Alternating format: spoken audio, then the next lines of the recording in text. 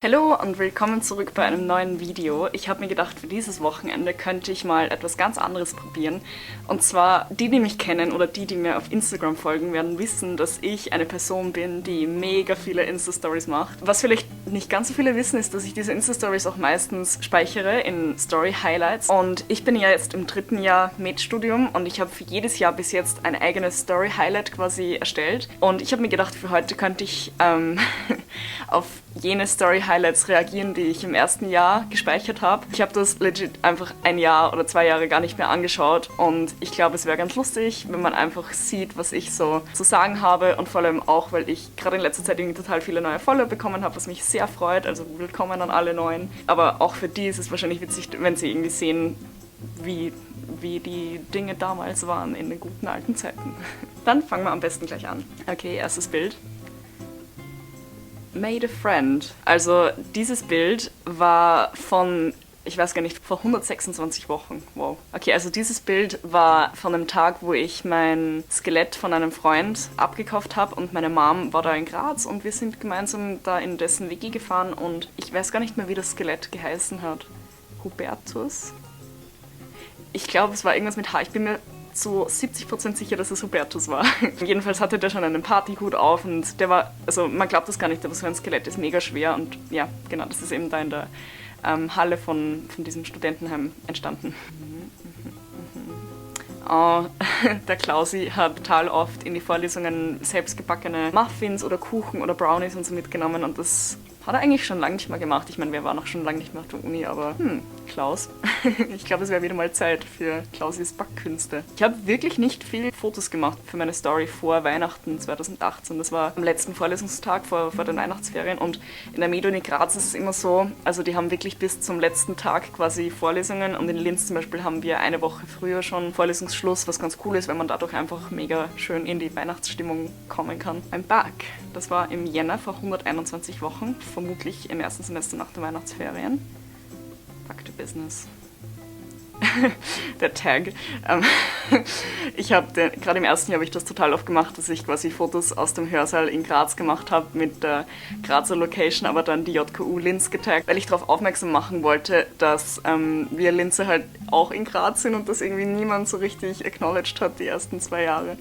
Ja genau, und der Philipp, also ein Freund von mir aus Graz, hat sich dann immer total aufgeregt, dass die Linzer sich da nicht so aufspielen sollen. So viele Vorlesungsstories. 85% meiner damaligen Follower haben Kurzsichtigkeit und nur 15% sind weitsichtig. Ah ja, da habe ich dann fürs Knochenkolloquium gelernt. Knochenkolloquium ist die erste große Anatomieprüfung in der Vorklinik und die hat man am Ende vom 1. Semester, zumindest in Graz. Das war bei mir im Studentenheim und wir haben uns da mein Skelett quasi auseinandergenommen und haben dann da gemeinsam Anatomie gelernt, was ziemlich produktiv war eigentlich, überraschenderweise. Und ich glaube, die Hand da rechts oben ist die Hand von der Lea, anhand des Rings. Aber ich bin mir nicht ganz sicher. Hubertus! Ich hab's gewusst, der heißt Hubertus. Okay, also das war offenbar nach meinem Knochenkolloquium, wo ich froh war, dass ich einen Einser bekommen habe. Und ja, Hubertus. Ich habe den dann verkauft, Secondhand, an eine Studentin aus dem jetzt 2. Jahr. Was sind das für Haare? Was habe ich da mit meinen Haaren gemacht? Ich glaube, das war jetzt im 2.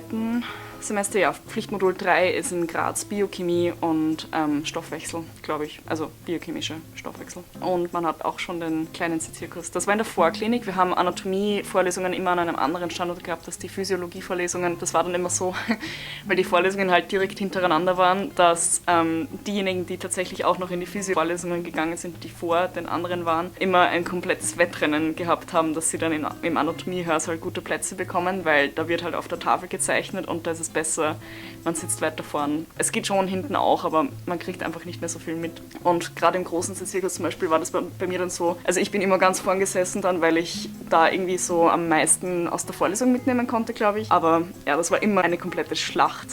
Oh, dieser Histopatho-Atlas, den habe ich, glaube ich, sogar da irgendwo. Ja, hier.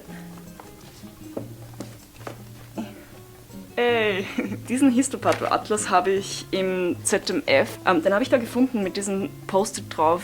Es hat offenbar jemand einfach verschenkt und ich finde den, also ich glaube, er ist einfach uralt, darum hat ihn jemand verschenkt, aber ich finde den eigentlich ganz cool zum Anschauen, weil ja viele Dinge sich trotzdem nicht so wirklich geändert haben in der Histo. Also schon, aber die Basics, die ich jetzt als Nicht-Pathologin brauche, sind ja immer noch irgendwie die gleichen. Und ja, den habe ich immer noch hier. Ja, also da habe ich wieder eine Anspielung drauf gemacht, dass es eben wie die Hungerspiele ist, wenn man an der Vorklinik einen guten Platz bekommen wollte. Ja. Ich war um 7 schon auf der Uni. Wieso war ich schon so bald auf der Uni? Ich glaube, das war das, wo ich so diesen Rhythmus drin gehabt habe, dass ich immer total früh aufstehe und schon zu lernen beginne. Ich glaube, da bin ich einfach früher auf die Universität gekommen. Oh. Ja, da haben wir wieder gemeinsam gelernt. Klausi! Wieder Klaus. Anatomie. Ich glaube, das war dann nach dem, also das war beim Spar in Geidorf, wo ich immer meine Lebensmittel eingekauft habe und da war dieser Mopshund. Und ich finde die total süß, aber ich glaube, das war entweder nach der Biochemieprüfung oder nach der ersten Anatomieprüfung, ich glaube nach Biochemie. Philipp. Der Philipp und ich waren in 3 von 4 Semestern gemeinsam in der Praktikumsgruppe. Das war echt cool. Ja, das war Mittagspause nach dem Sezieren. Ja, da habe ich im Park bei meinem Studentenheim gelernt, neben dieser schönen Villa. Das war immer mega nett, aber ich bin einmal ziemlich creepy angestalkt worden von einem Taxifahrer, der draußen quasi Pause gemacht hat und dann, seitdem habe ich nicht mehr so viel draußen gelernt. Das war etwas ungut. Ja, genau, da war dann das erste Muskeltestat vorbei und das ist immer, also gerade die sozusagen die orthopädischen Testate, also die im kleinen Sezierkurs, die sind immer richtig stressig gewesen, weil du halt alle Muskelursprünge und Ansätze perfekt können hast müssen und die ganzen Gelenksbezeichnungen und die ganze Mechanik und so. Aber ja, ich glaube, da habe ich mich ziemlich gefreut damals. Ja. Oh, wir haben so ein Jahrgangsfoto gemacht und die Flora und ich haben sich vertratscht, wie der Fotograf dann tatsächlich abgedrückt hat. Ups.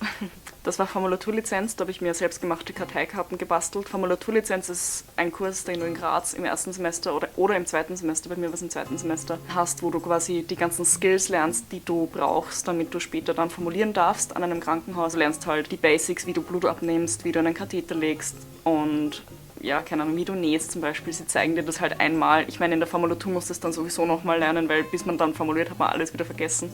Aber da hat man immer so Eingangstestate gehabt, wo du irgendwelche Fragen bekommen hast und die hast du halt beantworten können müssen. Das war immer voll also es war logisch, dass du das können musst, aber es war immer voll der Stress mit dem Lernen.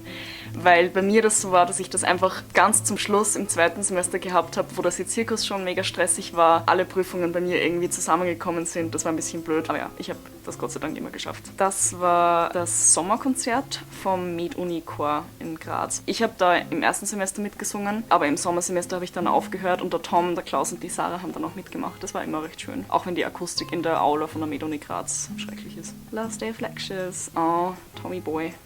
Tom, was ist da mit deinem Bart? Hast du da nur unten am Kinn am Bart? Okay, vielleicht schaut es auch nur so aus. Interesting. I spent more time here than at home. Ja, das stimmt.